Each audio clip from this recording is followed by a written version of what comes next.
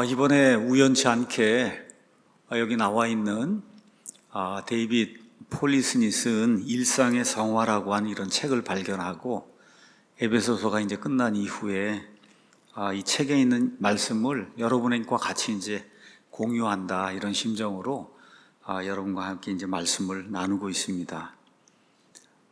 저 역시 이제 이 책을 이제 읽고 있는 그대로 이제 전할 수가 없고 이거를 잘 요약을 하고 이렇게 논리적으로 또 우리 교회에 맞게 이렇게 이제 정리하면서 나이가 들고 믿음 생활을 오래 하고 이러면서 성화가 무엇인가 하는 거를 조금 더 이제 피부에 와닿게 이렇게 말 그대로 은혜를 좀 체험하고 있고 우리 교회 모든 성도들에게도 이 말씀이 좀 도움이 되면 좋겠다 이런 생각을 좀 하고 있습니다. 일상의 성화의 저 끝부분에 가면은 결론의 말씀이 있는데 이 말씀을 좀 오늘 또 좀 드리겠습니다. 성화에 대해서 오해하는 그런 분이 있다. 제가 말씀드렸듯이 단순히 인격, 인품 이런 거 개발하라고 또 얘기하는가 보다. 우리 긍정적인 삶을 살라 그러고 이런 데 가면 이제 그렇게 좋은 성품을 가지라고 그런 그 이야기 하는 거잖아요. 그런데 이분이 이 책을 쓴 궁극적인 목표는 뭐냐? 크리스찬의 성화는 강인한 자기 자신을 만드는 게 아니라 하나님과 주변, 예를 들어 가족, 교인, 그 다음에 회사 사람들에게 기쁨과 위로와 그 다음에 도움이 되는 그런 사람이 되는 거다. 이게 이제 성화라는 거예요.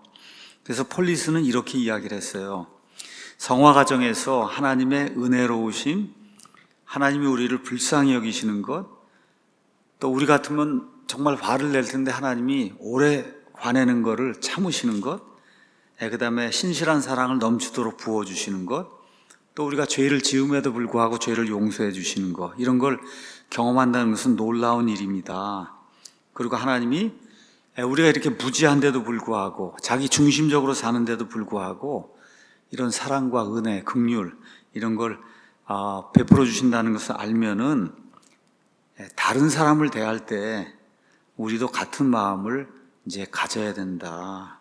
그러니까 성화되어 가는 과정은 이런 거다. 그러니까 자기중심적으로 뭐가 아니라 결국은 끝에 가면 남을 생각하는 이런 쪽으로까지 이게 생각이 옮겨가야 된다는 거죠. 그래서 이분이 이렇게 얘기했어요. 성화는 단순히 더 행복한 사람이 되는 것이 아니다. 이 세상에서 고통스러워하는 수많은 사람들과 함께 공감하고 그들의 고통과 어려움에 진심을 다하는 것이다. 인간과 인간의 삶을 더 깊이 이해하고 그들을 돕고자 하는 사람이 되어가는 거다.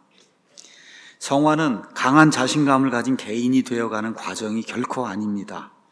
크리스찬으로 우리의 인생은 아마 그리 순탄하지만은 않을 겁니다. 왜냐? 크리스찬이라고 하는 건 그리스도를 닮는 사람인데 우리 그리스도를 닮는데 그리스도께서 많은 핍박과 오해와 이렇게 멸시천대를 받고 33살에 예수님이 죽었어요. 그러니까 이 세상에서 무언가 엄청나게 평안하게 이런 거 하려고 하는 건 아니다. 아예 그 생각을 가지고 시작을 해야 된다는 거예요. 그래서 이런 걸 우리가 깨달을 때 우리는 만족감을 느끼는 편안한 삶, 이게 성화라고 하는 거 여기서 이제 벗어날 수가 있다는 거예요. 폴리슨이 이야기한 게 하나님 주시는 조명, 그 다음에 하나님의 말씀, 주변 지혜로운 사람들의 조언, 그 다음에 인생의 고통이 있다는 거예요. 이런 모든 인자들과 함께 내가 변화해야 되겠다는 거, 이게 있어야 사람이 변화가 되니까 저와 여러분의 성화를 위해서는 종종 인생의 고통도 있고 우리 예수님만 봐도 부당한 대우를 받고 그렇잖아. 뺨을 맞고 심지어 수염이 다 뜯기고 이럴 정도의 모욕을 당하시잖아요. 근데 그걸 담는 게 우리 그리스도인이라고 이야기하니까 일찌감치 세상에서 잘 되고 대우받고 이렇게 하고 그냥 세상 사람들이 팍 우러러 바라보고 이런 건 아닐 거라고 생각하는 것이 그게 좋다는 거예요. 자, 그 이야기 이제 하면서 성화는 강한 자신감을 가진 개인이 되어가는 과정이 아닙니다. 그렇게 이야기하죠. 이걸 우리가 이제 깨달을 때 우리는 내가 내 인생과 다른 사람들을 컨트롤할 수 있다는 착각에서 빠져나올 수 있습니다. 내 인생을 내가 컨트롤하고 저 사람도 나처럼 변화해야 된다 그러고 이런 것에서 이제 빠져나올 수가 있다. 그래서 우리는 하나님이 없이도 자신감이 넘치는 이런 사람이 되어가는 게 아니다. 이건 성화가 아니라는 거예요. 내 자신이 아니라 나의 외부에서 일하시는 그 하나님, 그분 안에서 자신감을 발견하고 그리스도의 사랑을 인생의 목표로 두고 사는 사람이 되는 거다. 그러면서 결론의 맨 마지막에 이렇게 이야기했어요. 우리가 정말 성화가 되고 있다. 이걸 보여주는 가장 분명한 증거는 뭐냐? 우리 자신에 대해서 많이 생각하지 않는다는 거예요. 다시 말해 사람들 앞에서 내가 이렇게 잘하고 있죠. 그렇죠? 지난번에 이런 일을 맡은 사람보다는 내가 더 잘하고 있죠. 예를 들어. 그렇죠? 이런 말, 그렇죠? 그리고 또 혹시 내가 더 못하면 어떨까 해서 또 그냥 염려하는 거, 이런 것에서 벗어나는 거다. 그러니까 자기를 잊고 자기에 대한 걱정을 덜 할수록 자기를 더 잘 이해하게 될 것이다. 참 오묘한 진리입니다. 우린 대개가 나를 많이 생각하고 내가 어떻게 저 사람에게 비춰질까. 그래서 나 자신을 자꾸 높이려고 하는 이런 그 경향에 이제 빠지기가 쉬운데, 성화가 되면 될수록 본인을 잊게 된다는 거예요. 본인을 잊게 된다. 또 다른 사람이 나를 어떻게 볼 것인가 이런 걸 잊게 된다는 거죠. 그래서 죄를 용서받은 자로서 고통 속에서 주님의 은혜로 해방된 자로서 성화되어 가는 그런 사람으로서 우리의 행복이 다른 사람들의 행복하고 밀접한 관계를 가지고 있다. 이거를 느끼며 사는 게 그게 이제 성화라고 이분이 맨 끝부분에 그렇게 이야기를 했습니다. 자, 오늘은 제가 제목을 오후에 성화는 기계적으로 균형 잡힌 교리를 주장하는 게 아니다. 이제 제목을 제가 이렇게 이제 잡았습니다. 그래서 교리하고 그 다음에 성화가 무슨 관계가 있는지, 그리고 오늘의 이제 핵심은 말씀드린 대로 물론 내가 좋은 사람이 돼야 되는데 그 좋은 사람이 되는 이유가 뭐냐는 거예요. 이유가 그거는 주변에 있는 사람들에게 은혜를 끼치는 사람이 되기 위해서 좋은 사람이 돼야 된다는 거예요. 그냥 단순히 내가 좋은 사람이 되는 게 아니라 그걸 통해서 주변에 있는 사람들에게 덕과 은혜를 끼치는 그런 사람이 돼야 되는 거다. 그래서 가정생활, 이거 여러분 주변에 있다는 게 일단 부모, 자식, 그렇잖아요. 일터에서 이렇게 만난 이런 사람들이 다 내 주변에 있는 사람들이잖아요. 이런 사람들에게 정말 은혜와 기쁨과 긍휼을 전하는 그런 사람이 돼야 되는 거죠. 자, 그렇게 하려면은 뭐가 필요하냐?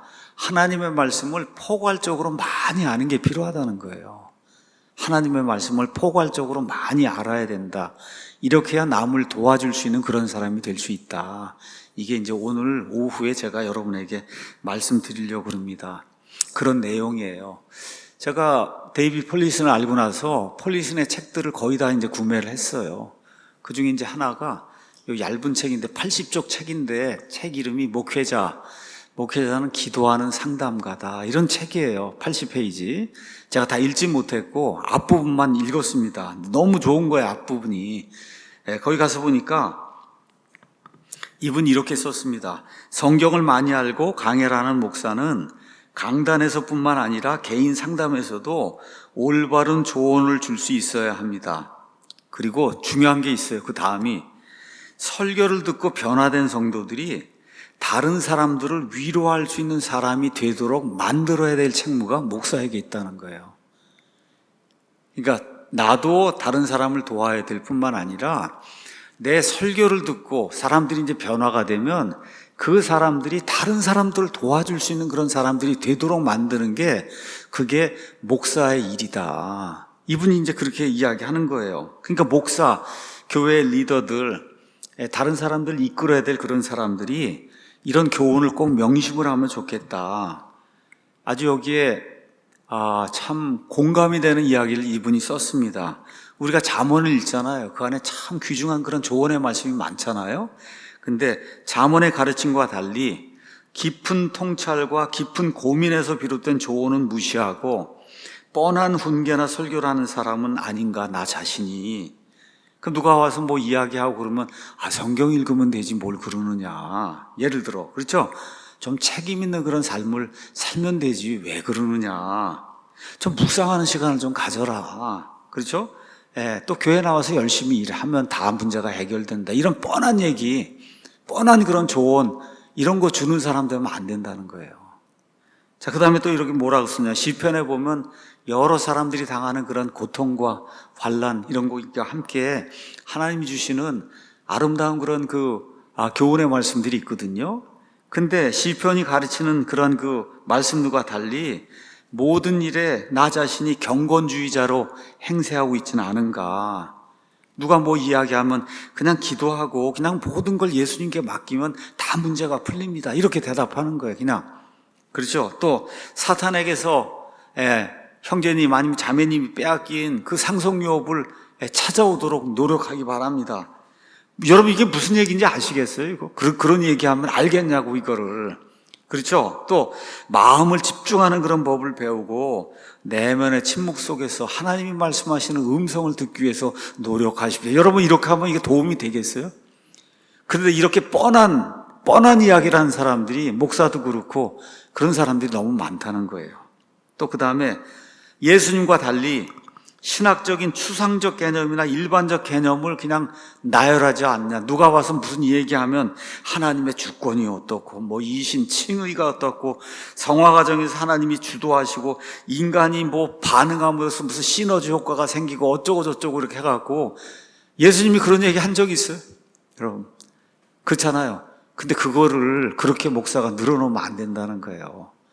목사뿐만 아니라 우리 교회 성도들이 성경을 좀 많이 안다고 그러고 믿음 생활 오래 했다고 하는데 누가 와서 무슨 이야기를 하면 이런 쓸데없는 이야기 늘어놓으면 그건 안 된다.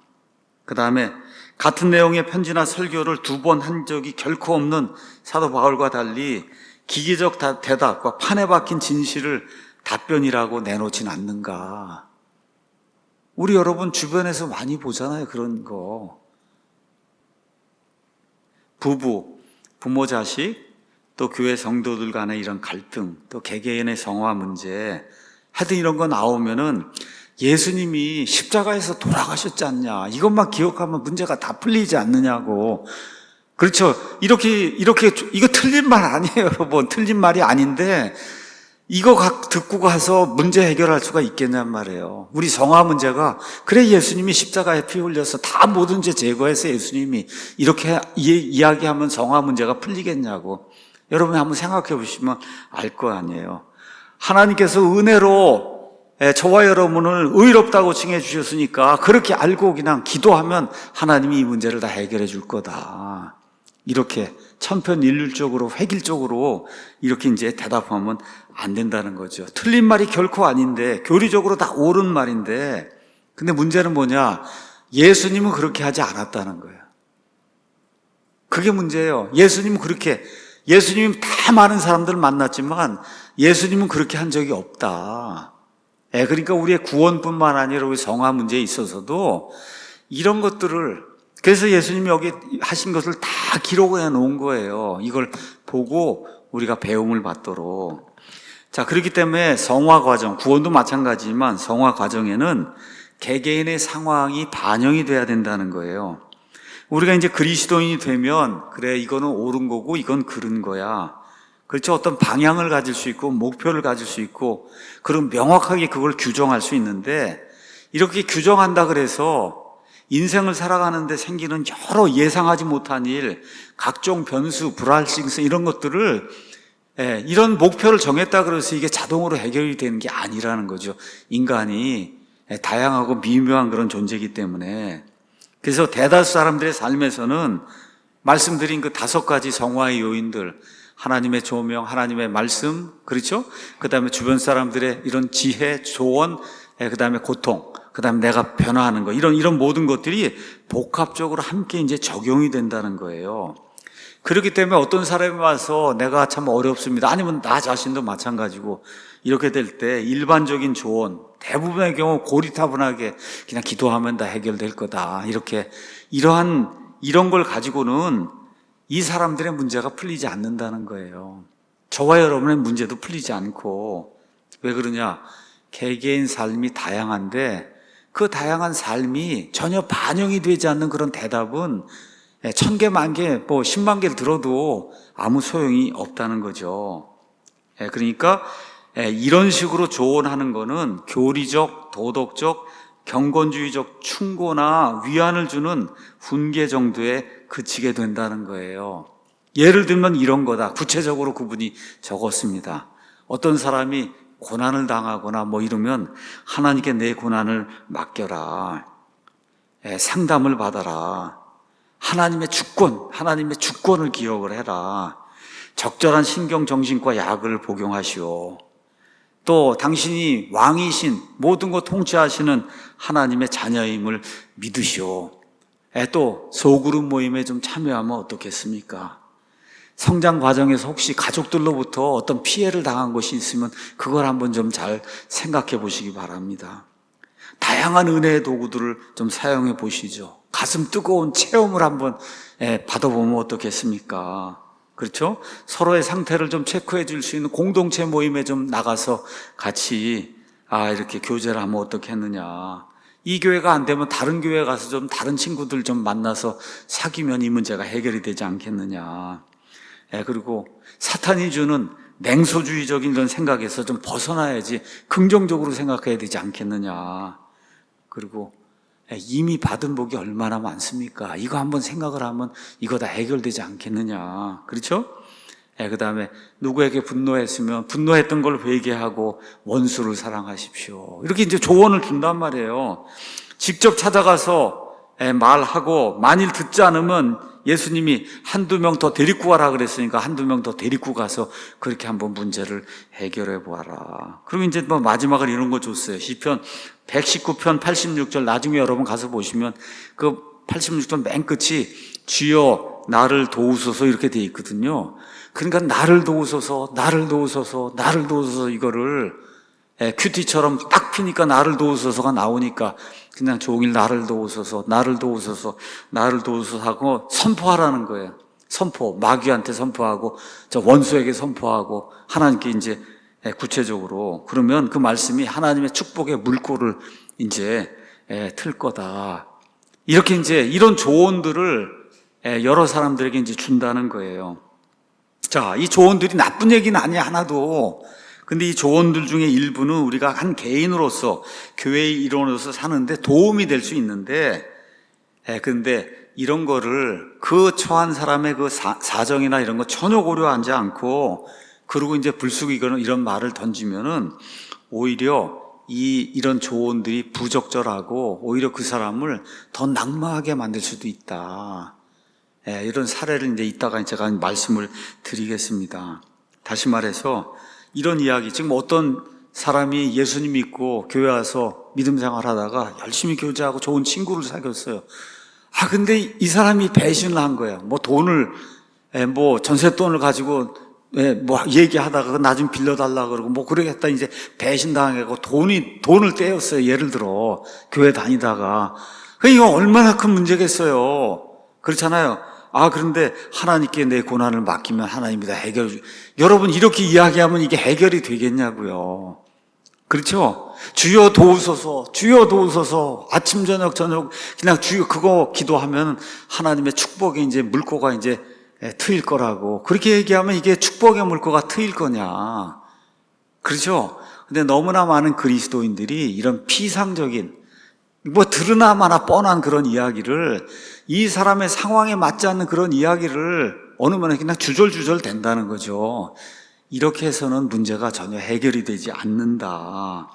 그러니까 우리가 이야기한 대로 몇 가지 하나님의 조명, 하나님의 말씀, 그렇죠? 주변 사람들의 조언, 그 다음에 고통과 고난, 내가 변화해야 되겠다는 이런 모든 것들이 접목이 돼갖고, 그래서 변화가 일어난다는 이런 사실을 무시를 하고, 예를 들어 내가 이 방법으로 성화가 되거나 이 방법으로 고난의 해결을 받았으니 당신도 이 방법으로 이렇게 하면 분명히 될 거라고 이렇게 주장하지 말라는 거죠. 그런 이야기를 지금 하고 있는 거예요. 왜 그러냐? 그리스도인으로 살아가는 과정, 또 그리스도께서 인도하시는 삶의 현장에 대한 이해가 부족하니까 그러니까 그냥 천편일률적으로 획일적인 이와 같은 답변을 사람들에게 해준다는 거죠. 그래서 이분이 이야기하는 게 사람은 절대 기계적인 조언이나 몇 마디 모면책으로 근본적인 변화를 이룰 수가 없습니다. 그러니까 성화를 위한 우리의 조언들은 이런 것들보다 더 분명하게 그 사람의 상황에 딱 맞게 시적절하게 그래서 적합한 그런 말로 하나님의 말씀을 통해서 이렇게 주려고 우리가 노력을 해야 된다는 거예요. 저나 우리 교회 성도들의 이제 문제를 잠깐 이야기하겠습니다. 사람마다 다 이제 구원받는 과정이 달라요. 말씀드린 대로 하나님의 은혜로 믿음을 통해서 구원받는 구원의 방법은 동일하지만 그 구원이 그 사람에게 오늘 우리 송태석 형제 구원받는 이야기를 했잖아요. 그렇죠? 이 형제 이야기하고 다른 사람의 이야기하고는 또 상황이 다르단 말이에요. 다 다르단 말이에요. 마찬가지로 성화의 5 요인들이 어떻게 복합적으로 작용을 해서 그 사람에게 성화를 이루는가 이것도 다 다른다는 거예요. 다 다르다.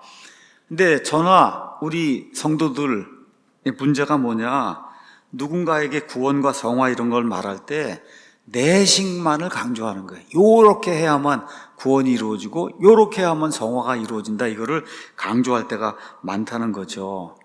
제가 여러 차례 여러분에게 말씀드린 대로 복음서를 한번 읽어보기 바랍니다. 4복음서를. 예수님이 여러 종류 정말 다양한 사람들을 만나는데 그래서 그 다양한 사람들 결국은 만나서 그 사람들이 변하고자 하면 구원에 이른단 말이에요. 그 사람들이 말씀을 듣고 예수님 말씀 듣고도 구원에 이르지 못한 사람이 벌떼같이 많아요. 결국은 그때 가서 본인이 결정을 해야 된단 말이에요. 구원 받을지 안 받을지는. 자, 그래서 이 사람들 가운데 구원받는 사람이 많은데 그 구원 받을 때 이 사람들이 일어나는 구원의 과정이 어떤가? 어때요? 다 다르잖아요. 그렇잖아요. 다 다르잖아요. 예수님은 그들의 상황에 딱 맞게 가서 말씀하신다는 거예요. 그들의 상황에 딱 맞게. 자, 왜 이런 문제가 생기냐? 교리 때문에 생긴다는 거예요. 우리 교회가 교리를 강조하는 그런 교회입니다. 교리, 조직신학에서 성경, 하나님, 그렇죠. 삼위일체 하나님, 그렇죠. 아버지 하나님, 아들 하나님, 성령 하나님, 그 다음에 우리 인간에 대해서, 사탄에 대해서, 천사들에 대해서, 구원에 대해서, 성화에 대해서, 교회에 대해서, 종말론에 대해서 교리를 이렇게 열심히 잘 가르쳐. 이렇게 교리가 대단히 중요한 거기 때문에 그게 있어야 되는 거예요, 그게. 자, 그런데 이런 교리를 잘못 이해를 하고 무슨 인간의 문제가 나오면 교리로 답하는 사람이 있어요. 교리로. 제가 얘기했죠. 부부싸움 할 때도 성경 말씀으로 하면 안 된다. 그렇잖아요.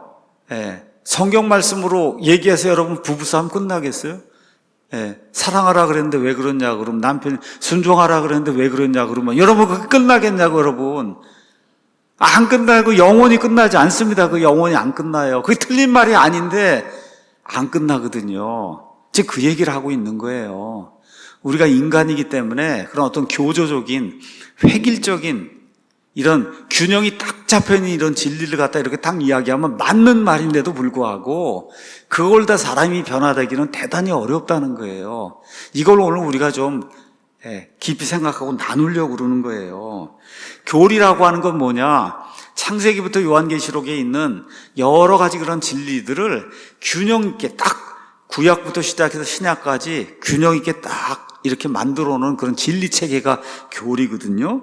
이건 옳은 건데 어떨 때는 그 진리 가운데 일부만 크게 확대를 해서 그래서 그 사람에게 그걸 전달해 줘야 그 사람의 상황에 딱 맞는 일이 생긴다는 거. 이러면은 그러면 균형 잡힌 그런 측면의 교리 면에서는 그 균형이 깨질 수 있다는 거예요. 이게 굉장히 고급 이야기를 하고 있는 거예요, 오늘. 제가 좀 다시 좀 설명을 하도록 하겠습니다. 요한복음 8장 1절에서 11절 가서 보시면 음행하는 여인이 현장에서 이제 음행하다가 잡혔습니다. 누가 잡아오냐 하면 서기관들하고 바리새인들이 잡아오거든요. 예수님이 이제 걸려 넘어지게 하려고. 그래서 이제 요한복음에 이제 여러분이 가서 보시면 알겠지만 여기 이렇게 나옵니다. 3절에 서기관들과 바리새인들이 간음하다고 붙잡힌 여자를 데리고 온 거예요. 그래서 4절에 뭐라고, 이 여자가 간음하다가 현장에서 붙잡혔는데 이 여자를 어떻게 해야 되겠느냐. 그렇죠? 그러니까 이 사람들 얘기할 때는 우리 교리가 있지 않습니까? 우리 교리. 그 교리가 뭐예요? 십계명이잖아요. 그 십계명의 7번째 명령, 출애굽기 20장 14절에 따르면 너는 간음하지 말라. 이것과 함께 간음을 하면 돌로 치라고 우리 교리가 이야기하고 있지 않습니까? 교리 이야기를 하고 있는 거예요. 그러니까 우리 교리대로 이 여자를 죽여야 되지 않겠습니까? 예수님한테 이제 묻는 거죠. 근데 놀랍게 예수님이 이 여인을 용서하는 거예요, 여러분. 이게 교리적으로는 안 되는 일이에요. 교리적으로는 용서하면 안 되는 거예요. 용서하면 안 되는 거다. 근데 이 용서를 통해서 이 여자가 구원을 받잖아요, 여러분. 교리적으로는 말이 안 되는 이야기인데, 근데 이 용서를 통해서 이 여자가 구원을 받는 일이 생긴 거예요. 바로 이 점을 우리가 놓치면 안 되는 거다. 이 점을 놓치면 안 되는 거다. 이 여인의 특수 상황이 있다는 거죠. 이 여인의 특수 상황. 이것을 간음하지 말라는 명백한 교리로 풀려고 하면 이 여인도 죽어야 되고, 어떻게 돼요? 예수님도 비난을 면치 못하잖아요. 저 여인 죽도록 내버려둔 그런 대답을 했다고 해서 예수님 비난을 면치 못하고, 좋은 교인들은 야, 드디어 이제 예수님은 올무에 우리가 이제 갇히겠다 그러고 의기양양해서 이제 돌아다닐 거 아니에요. 환호를 지르고. 자, 요한복음이 AD 90년경에 기록이 됐는데, 이제 시간이 지나면서 300년, 400년, 500년 이렇게 지나면서 천주교회라는 게 이제 득세를 하면서 천주교 사제들이 있고, 사제들한테 와서 고백 성사를 해야 된다는 이런 교리가 이제 세워진 거예요. 자, 천주교 사제들에게 여인들이 찾아옵니다. 제가 간음을 했습니다. 고백 성사를 해야 되니까 고백 성사를 한단 말이에요. 그러면 이제 천주교 사제들이 이거 요한복음 8장의 기록에 따라서 예수님이 용서해 줬으니까 나도 너를 용서한다. 이렇게 여러분 얘기를 해야 될 거 아닙니까? 천주교 신부가 뭐 방을 10번 쓸고 뭐 그러고 어디 가서 일하고 그러고 그러면 나도 너를 용서한다. 이렇게 해야 되잖아요. 그럼 문제가 뭐예요? 이 여인 저 여인이 다 와갖고 나 간음했습니다 그러는데 다 용서를 해주면은 그럼 어떻게 가정이 유지가 되고, 그렇죠? 교회가 어떻게 유지가 되고 국가가 어떻게 유지가 되냐, 이 문제가 생긴 거예요. 이 문제가. 그래서 어떻게 했냐? 요한복음 7장 53절부터 요한복음 8장 11절을 빼버렸어요. 성경에서 빼기로 작정을 하고, 그리고 사본에 옮겨 기록할 때 그 부분을 의도적으로 빼기 시작한 거예요. 다시 말해 그들의 교리를 유지하기 위해서 심지어 하나님의 말씀들을 삭제한 거예요. 그래서 그리스어 소수본문에는 없는 거예요. 그래서 우리말 개역성경이나 NIV에 있어요. 그게 왜? 그게 없으면 말이 안 되니까 일단 집어넣고 그 밑에 뭐라고 썼어요? 어떤 좋은 사본에는 없다, 이렇게 써놨어요. 어떤 좋은 사본에는 이 구절이 없다. 그래서 정말 천주교 이런 거 거기에는 가면은 없어요, 이 구절이. 여러분 이해하시겠죠? 교리를 유지하기 위해서 심지어 하나님의 말씀까지 난도질하는 이런 일이 생기는 거예요. 이런 일이. 자, 누가복음 19장의 삭개오, 이건 어떤 사람이에요? 강도질하고 남의 거 도둑질한 사람이잖아요. 그렇죠? 그 다음에 누가복음 23장의 강도, 예수님의 한쪽에 있는 강도는 평생도록 나쁜 짓만 한 사람이에요. 근데 이 사람도 구원해야 되잖아요. 삭개오도 구원해야 되잖아요. 그러니까 어떻게 해요? 예수님이 교리 이런 거 생각하지 않고 어떻게 해요? 용서하는 쪽으로 해서 이들을 다 받아들이는 그런 일이 나오잖아요. 교리적으로는 용서하면 안 되는 거예요. 음행한 거, 도둑질한 거, 그게 평생토록 남 후려치고 이렇게 해서 살다가 지금 십자가에 달린 이런 강도를 교리적으로 어떻게 용서를 합니까? 근데 예수님이 그들이 처한 상황에서 그들이 회개할 수 있는 그런 메시지를 주면서 그 사람들이 회심할 수 있도록 그렇게 만들잖아요. 그렇죠? 그러니까 우리를 포함해서, 우리 자신을 포함해서 주변에 있는 사람들에게 우리가 조언을 줄 때도 그렇게 해야 된다는 거죠. 그렇게 해야 되는 거다. 그래서 이 마태복음을 우리가 이제 읽었는데 마태복음 9장에도 동일한 내용이 이제 나옵니다. 자, 10절 가서 보니까 예수님이 집에서 이제 음식 앞에 앉았는데 많은 세리들과 죄인들이 함께 와서 그분의 제자들과 함께 앉았어요. 그랬더니 이제 종교인이 등장하는 거예요. 교리 주장하는 바리새인들이 등장을 하는 거예요. 어찌하여 너희 선생은 세리들과 죄인들과 함께 먹느냐. 교리적으로 옳지 않다는 거예요. 그랬더니 예수님께서 그것을 들으시고 뭐라 그래요? 온전한 자들에게는 의사가 필요 없고 병든 자들에게만 필요하다. 오히려 너희는 가서 나는 긍휼을 원하고 희생물을 원치 아니하노라. 교리가 아니라 사람을 살리는 걸 원한다. 교리가 틀린 게 아니에요. 근데 교리가 올바르게 딱 정착이 되면은 교리를 획일적으로 갖다 이렇게 되는 게 아니라, 그렇죠? 그 올바른 교리를 가지고 어떻게 하면 사람을 살리고 사람을 어떻게 하면 도와주고, 그래서 그 사람이 거기서 벗어날 수 있도록 하는 거. 그러면 균형 잡힌 그런 그 교리 체계는 깨질 수 있어요, 당분간. 그렇죠? 그럼에도 불구하고 사람을 살리기 위해서는 그와 같은 일을 하는 것이 필요하다. 그 얘기를 하고 있는 거예요. 자, 이런 차원에서 예수님의 사역을 다시 한번 우리가 봅시다. 복음서들을 보면 예수님은 만나는 사람의 상황과 시기에 따라 적절하게 총체적인 진리의 균형을 깨트리며, 다시 말해 교리를 깨트렸단 말이에요. 예수님이 음행에 대한 거, 간음에 대한 거, 뭐 도둑질에 대한 거, 이런 모든 걸 다 깨트리면서 특정한 진리, 그건 뭐예요? 사람을 구하는 게 제일 중요하니까 이거를 선택적으로 강조하신 거예요. 사람들과 대화를 나눌 때 예수님의 말씀은 놀라울 정도로 그 사람에게 딱 맞는 구체적이고 직접적이고 명확한 그런 말씀을 하셨다는 거예요. 그러니까 우리 예수님은 추상적으로 또 포괄적으로 이야기한 적이 없다. 삭개오를 만났으면 삭개오 상황에 딱 맞게, 그렇죠? 수가성이고 여인을 만났으면 여인의 상황에 딱 맞게, 그렇잖아요. 베드로를 만났으면 베드로 상황에 딱 맞게 이렇게 이야기한다는 거죠. 그래서 만나는 사람들에게 꼭 필요한 것, 그들이 소화할 수 있는 것들을 말씀하셨고, 그래서 사복음서를 가서 보면 예수님의 이런 모든 사역이 다 그렇게 됐다는 걸 우리에게 보여주고 있다는 거죠. 그래서 예수님은 한 가지만, 그 사람에게 필요한 한 가지만 말씀했지 한 번에 모든 걸 다 말씀하지 않았다는 거예요. 그 사람이 변화가 되면 그때 가서 차츰차츰 모든 걸 알게 된다는 거죠.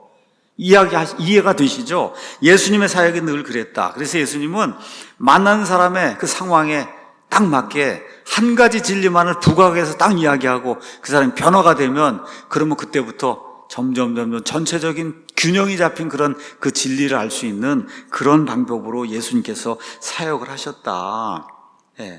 그래서 자신의 말에 귀 기울인 이런 사람들에게 도전을 주시고 그들의 삶을 변화시키면서 동시에 그들의 필요를 채웠다는 거죠.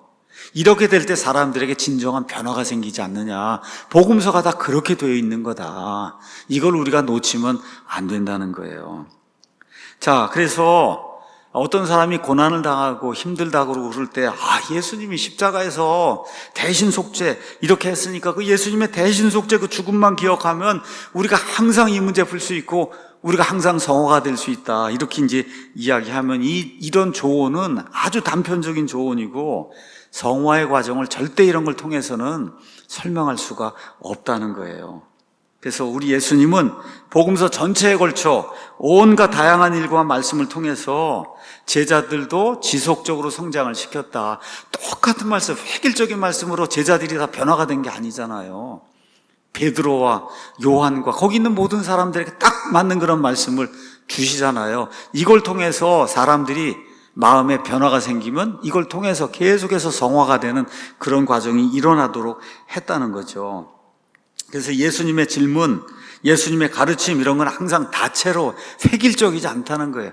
다채롭고 그 범위가 방대하고 사람의 마음을 다양한 관점에서 추적해갖고 그 사람이 정말 무엇을 믿고 있는지, 어떤 삶을 살고 있는지 낱낱이 드러내도록 만들었다는 거예요. 우리 수가성 여인 그 보시면 알잖아요. 그 여인이 결국은 내 남편이 5이 있습니다. 여러분, 그걸 어떻게 고백을 합니까? 처음 와서 내 남편이 5이 있다 뭐 이런 얘기를 어떻게 고백을 해요? 근데 결국은 그 여인이 자발적으로 고백을 하잖아요. 이게 이런 일이 생기도록 우리가 남에게 조언을 줄 때도 시의적절하게 예수님의 본을 따라서 그렇게 이제 해야 된다는 거예요. 그래서 예수님은 때로는 자기가 누군지 드러내시기도 하고 어떨 땐 드러내지 않기도 하시고 어떤 경우에는 응하기도 하시고 어떤 경우에는 응하지 않으시고 그래서 말씀의 진리를 따라 잘 살아가고 다른 이들을 섬기며 그들에게 유익한 조언을 해주는 그런 사람이 되려면 의도적으로 이런 잘 정립이 된 교리 이걸 획일적으로 얘기하는 거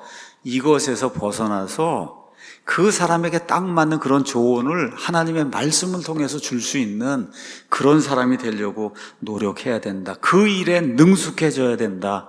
목사도 좋은 성도도 그렇게 돼야 된다고 이야기하는 거예요.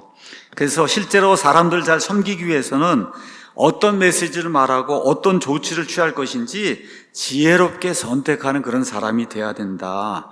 그럼 지혜롭게 선택하려면 초이스가 하나만 있으면 맨날 그 얘기뿐이 못하잖아요. 그거 어떻게 돼요? 초이스가 많아야 된다는 거예요. 초이스가 이런 상황에서 이렇게 그러면 어떻게 돼요? 성경 말씀을 풍성하게 아는 그런 사람이 돼야 된다는 거죠. 오늘 아침에도 이 폴리슨이 여러 개 성경 말씀 그 말씀이 자기에게 이렇게 다가와서 그것이 자기에게 정착이 될 때까지 무려 30년, 35년이 걸렸다고 이야기하잖아요. 그러니까 그런 것들이 우리 삶에서 다양하게 사람들에게 줄 수 있고 사람들을 도와줄 수 있는 그런 메시지가 다양하게 있어야지. 너 예수님 믿었는데 왜 이 문제가 생겨? 가서 기도해. 뭐 이렇게 하면 안 된다는 거 이게. 그런 이야기를 지금 폴리슨이 이야기하는 거. 이분은 상담가니까 크리스천 상담가로 30년이고 35년을 일을 했으니까 얼마나 많은 사람들을 받겠어요. 얼마나 많은 목사들 받겠어요. 획일적으로 똑같은 얘기 앵무새처럼 하는 걸 얼마나 받겠어요. 그러니까 이분이 그렇게 이야기를 하고 있는 거예요. 그래서 하나님은 한 가지 도구만 우리에게 준 게 아니다. 이 성경을 통해서 우리 인생의 경험을 통해서 다양한 도구들을 우리에게 줬으니까 그 다양한 도구들을 시의 적절하게 쓸 줄 아는 그런 사람이 돼야 된다. 자, 이를 위해서는 어떻게 해야 돼요? 성경 말씀을 많이 읽고, 그렇죠? 성경 말씀 안에서 다양한 도구를 우리가 찾아내서 그래서 그 사람에게 꼭 필요한 이런 것들을 줄 수 있는 그런 좋은 사람이 돼야 된다는 거죠. 그래서 균형 잡힌 신학적 지식만 알고 있는 거. 그래서 뭐 얘기하면 교리적으로 예수님 십자가에 돌아가셔서 다 끝났으니까 그것만 믿고 기도하라 그러고 도와주세요. 그것만 계속 기도하라 그러고 이렇게 하는 거는 실제로 사역에도 도움이 안 되고 그 고난을 당한 그런 사람의 삶에도 전혀 도움이 되지 않는다는 거죠. 정확하게 얘기한 거예요. 교리적으로는. 그 정확하게 이야기를 했지만 고난을 당하거나 어떤 특수 상황에 있는 그런 사람에게는 그런 게 전혀 도움이 되지 않는다는 것을 잘 간파하는 그런 좋은 그리스도인이 돼야 된다. 자, 지금부터 이제 이야기하는 거 거의 이제 끝이 났는데 이건 저와 여러분이 정말 정신을 집중하고 들어야 될 그런 내용입니다. 내용이에요. 자, 왜 이런 일이 생기냐? 특정 상황에 처한 사람들에게는 그런 사람에게 도움이 되는 진리를 말하기보다 포괄적인 진리를 이야기하잖아요. 이렇게 이제 되면은 오히려 문제가 생길 수 있다는 거예요. 문제가. 그걸 제가 이야기를 드리겠습니다. 자, 우리가 남을 섬기는 사역을 하든지 누굴 도와주는 일을 하려고 다 좋은 거예요. 그런데 그러한 시점에 모든 진리를 창세기부터 요한계시록까지 그냥 설명을 해주고 이렇게 하면 된다고 그러고 이렇게 진리를 다 쏟아놓잖아요. 이렇게 하면 이 하는 일에 활력이 생기지 않는다는 거예요. 그 사람이 처해 있는 그 상황에 딱 맞는 그 말씀과 사례를 가지고 그 사람을 도와주고 그렇게 해야 그 사람의 사역 아니면 그 사람이 도와주려고 하는 그런 일이 활력을 띨 수 있다. 그래서 이분이 이렇게 썼어요. 신학자들, 교사들, 목사들은 이 사실을 꼭 기억하기 바란다. 왜 그러냐? 목사가 주로 그렇게 하니까. 대개 목사라고 하는 사람이 누가 얘기하면 교리적으로 이렇게 돼 있으니까 이렇게 주님 의지하고 이렇게 사시기 바랍니다. 대개 그렇게 이야기하잖아요. 그러니까 이분이 답답한 거예요. 이 크리스찬 상담을 사람들 실제로 만나서 몇천 명이고 만나서 이게 해보니까 그렇게 창세기부터 요한계시록 풀어갖고 하나님이 이렇다 이렇게 얘기해서는 안 된다는 거예요. 그거 옳은 얘기인데 그 얘기를 가지고 사람이 변화가 안 된다. 우리가 기억해야 되는 게 뭐냐? 어떤 특정 진리, 말씀이 아무리 나의 삶을 크게 변화시켰더라도 그 진리가 다른 모든 그리스도인에게도 중요할 것이라고 생각하면 안 된다는 거다. 이해하시겠죠? 그 특정 진리는 저와 여러분의 삶에 정말로 중요한 영향을 끼칠 수가 있었어요. 그리고 그 진리가 사역에서 다른 사람 이렇게 도와주는 데서 도움이 될 수도 있었지만 그 하나의 특정 진리를 포괄적인 진리, 즉 전부라고 착각하는 그 순간에 그 진리는 날이 서지 않은 무딘 칼이 되어버리고 만다. 이건 멋있는 말이에요, 여러분. 내가 이렇게 구원받았으니까 당신도 이렇게 하면 구원받고, 내가 이렇게 고난당할 때 이렇게 어려움 극복했으니까 당신도 그렇게 하면 어려움을 극복할 거다. 이렇게 얘기하면 틀린 이야기야. 나한테는 맞는 이야기예요, 내 상황에. 그런데 계속해서 그 방법을 사용하면 그럼 그게 무딘 칼이 되고 만다는 거예요. 무딘 칼. 여러분, 무딘 칼로 뭘 음식을 해서 쓰려고 그러면 얼마나 힘들겠어요. 안 되는 겁니다, 이게. 자, 그래서 해당 진리를 성경에서 말한 여러 진리 중 하나로 이해하는 것이 아니라 이것만 있으면 모든 게 다 해결되는 거야, 이렇게 생각하고 만병통치약이라고 생각하는 그 순간에 이건 아주 마법의 공식이야, 내가 이렇게 변화가 됐어, 이렇게 절대적인 진리라고 생각하는 그 순간에 그 진리는 오용이 되고 남용이 될 수 있습니다. 이거는 정말 크리스찬 상담가니까 이거 쓸 수 있는 그런 말이에요. 그러면서 더 중요한 얘기가 이제 나옵니다. 특정 사람에게 큰 도움을 주었던 특정 진리는 다른 이들에게는 도움이 되지 않을 수 있다. 이거를 기억을 해야 된다.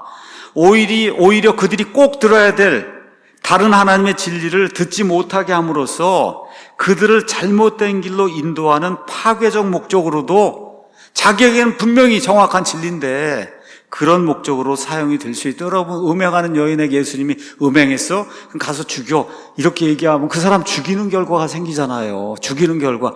교리는 맞는 건데 지금 그런 이야기를 지금 하고 있는 거예요. 그래서 이분이 또 썼어요. 목사와 크리스찬 상담가는 이 점을 꼭 명심해야 된다. 이렇게 썼어요. 예를 들어 우리 칭의 교리가 있잖아요. 하나님이 이제 죄인들을 의롭게 하셨다. 값없이 의롭게 하셨다. 우리 행위와 상관없이 의롭게 하셨다. 믿음으로 의롭다고 이제 하나님이 해주신다. 그렇죠? 이게 얼마나 놀라운 교리입니까? 하나님의 은혜를 이야기하는. 근데 이분이 이렇게 썼어요. 이 칭의의 교리를 말하는 게 누군가에겐 상처가 될 수 있다는 거예요. 이거 중요한 거니까 제가 설명을 합니다. 여러분, 칭의의 교리가 얼마나 중요한 거예요. 우리의 행위와 상관없이 하나님이 정말 은혜로 선물로 우리를 의롭다고 칭해줬다는 게 얼마나 큰 중요한 그런 교리예요. 근데 이거를 잘못 이야기하면 그러면 이것이 그 듣는 사람을 오히려 망하는 길 쪽으로 인도할 수 있다는 거예요. 자, 어떤 사람이 지금 아주 큰 고통을 당하고 힘든 시기를 지금 지나가고 있어요. 이 사람에게 필요한 진리는 뭐냐? 하나님이 함께 하신다. 이 고통 속에서 하나님 너와 함께 하신다. 내가 고난 가운데 있을 때 하나님이 당신의 이제 피난처가 되리라고 성경이 이렇게 이야기하니까 그 하나님을 믿고 우리가 이걸 잘 헤쳐나갑시다. 이게 이제 그 사람에게 꼭 필요한 그런 진리입니다, 이게. 그런데 가서 그 사람한테 가서 하나님이 당신의 모든 죄를 위해서 죽었다, 돌아가셨다, 대속의 죽음을 이루었다, 이걸 다 했으니 이거 믿고 그리고 기도하면 된다, 이렇게 이 조언을 주잖아요. 그럼 그의 목마름, 갈증은 전혀 해결이 안 된다는 거. 이거 갖고는 지금 엄청나게 어려움 겪고 있는데 예수님이 십자가에서 저와 여러분을 위해서 죽었습니다, 이거 갖고 이야기하면 그 사람이 와닿겠어요, 그 사람에게 이 말씀이? 근데 그 다음이 중요한 거예요. 이 사람이 그런 말을 듣고 났는데 해결이 안 되잖아요, 그걸로. 그러면 나는 하나님의 말씀을 제대로 이해하지 못한 그런 사람일까? 그렇죠? 이 칭의라고 한 이런 엄청난 이런 교리가 나한테 이익이 안 돼, 유익이 안 된다고 생각하면 나는 정말 쓸데없는 그런 사람이거나 쓸모없는 사람이거나 하고 자기를 더 자책할 수 있는 그런 일이 생긴다는 거예요. 마음이 약한 사람에게는. 틀린 교리가 아니잖아요. 올바른 교리를 이야기한 거예요. 근데 그 고난당한 사람에게 예수님 모든 죄를 다 담당했으니까 당신의 문제 이제 해결이 될 거니까 믿고 기도해라 했는데 문제가 안 풀려요. 믿고 기도했는데. 그렇죠? 그럼 어떻게 되겠어요? 나는 예수님의 사랑을 못 받는 사람인가 보다. 이렇게 될 수 있다는 거예요. 상담을 해보니까. 그러니까 이런 걸 저와 여러분이 기억을 해야 된다는 거죠. 그래서 오히려 그 말을 듣고 자신의 믿음이 약한 걸 자책하거나 하나님이 나의 상황에 도움을 주지 못하는 이런 존재구나 하고 잘못 오해해갖고 하나님과의 관계가 오히려 더 멀어지는 일이 생길 수 있다. 칭의라고 하는 그런 교리가 그렇게 중요한 교리임에도 불구하고 전혀 맞지 않는 상황에 가서 예수님이 당신의 죄를 위해서 다 이제 돌아가셨으니까 그것만 믿고 그냥 기도하면 된다 이렇게 이야기하는데 문제가 안 풀리면 하나님이 나를 돕지 않는구나. 그래서 나한테 멀리 떨어져 있는 그런 존재구나 이런 생각이 들 수 있다는 거죠. 그 다음에 또 하나 중요한 게 있어요. 하나의 절대적인 진리만을 계속 말한다면 장기적으로는 그 진리를 믿는 그리스도인들조차 실망하게 될 거다. 왜 그러냐? 인생은 사람이 살다 보면 인생의 시기에 따라 다른 경험을, 고난을 경험하기 마련이고 그때마다 다른 종류의 도움이 필요한데 한 가지만 주는 거예요. 한 가지만. 그러면 되겠어요, 여러분? 예, 본인이 이러한 그 진리로 말미암아 참 구원의 확신과 이렇게 받았어요. 근데 인생을 살다 보면 여러 가지 다른 일들이 생기잖아요. 그때마다 이걸 갖다 대입을 하려고 그러니까 문제가 안 풀리잖아요, 여러분. 그렇죠? 이 이야기를 지금 하고 있는 거예요. 한때 마음에 와닿았던 말씀이라 해도 상황과 형편과 상관없이 기계적으로 그걸 반복하면 그러면 어떻게 돼요? 이내 익숙해지고 아 그래 그거 옛날에 들었던 그거 아무 의미 없는 그런 이야기로 그대로 정착을 하게 된다. 그래서 폴리슨이 참 너무나 귀한 이야기를 하고 있는 겁니다. 결론의 말씀 드릴게요. 여기 있는 것처럼 사람이 이제 변화가 되려고 하면 하나님의 조명이 있어야 되고 하나님의 말씀이 있어야 되고 지혜로운 그런 조언을 들어야 되고 그 다음에 인생의 여러 가지 고난을 통해서 사람이 변화가 생기고 궁극적으로는 본인이 변해야 되겠구나 하고 의지적으로 의식적으로 변해야 그래 사람에게 변화가 생긴다는 거예요. 그럼 제가 다시 한번 또 강조할게요. 이렇게 변하려면 생각을 해야만 변화가 됩니다. 생각을 해야. 그러니까 그리스도인들이 책을 읽을 줄 알아야 그래야 변화가 생기는 거예요. 저도 이 책을 심도 있게 그래도 읽고 여러분에게 조리 있게 이제 설명을 해야 되니까 그러니까 한 번 읽고 두 번 읽고 아 이게 이런 걸 이야기하려고 하는 거구나. 그걸 저도 책을 통해서 배우는 거예요. 책을 통해서.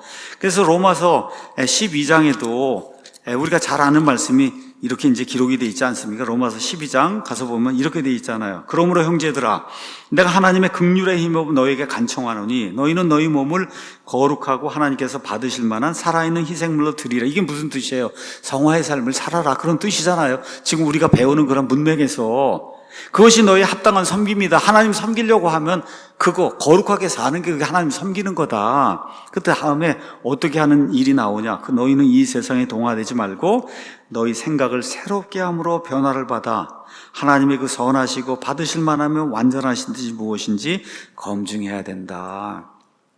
어떻게 해야 돼요? 생각에 변화가 생기려면 자극이 들어와야 되는데 그 자극은 특별한 일이 없는 한 하나님의 말씀과 경건 서적들 이런 걸 통해서 들어오는 거예요. 특별한 일이 없는 한. 그러니까 어떻게 해야 돼요? 책을 읽을 줄 아는 사람이 돼야 된다.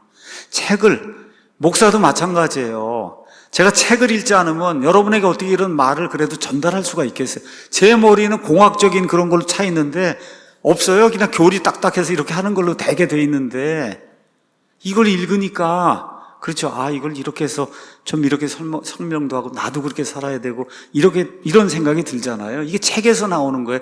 책이 주는 그런 거다. 그래서 우리 그리스도인들은 people of the book, the book이에요. 이 성경인데 the book이.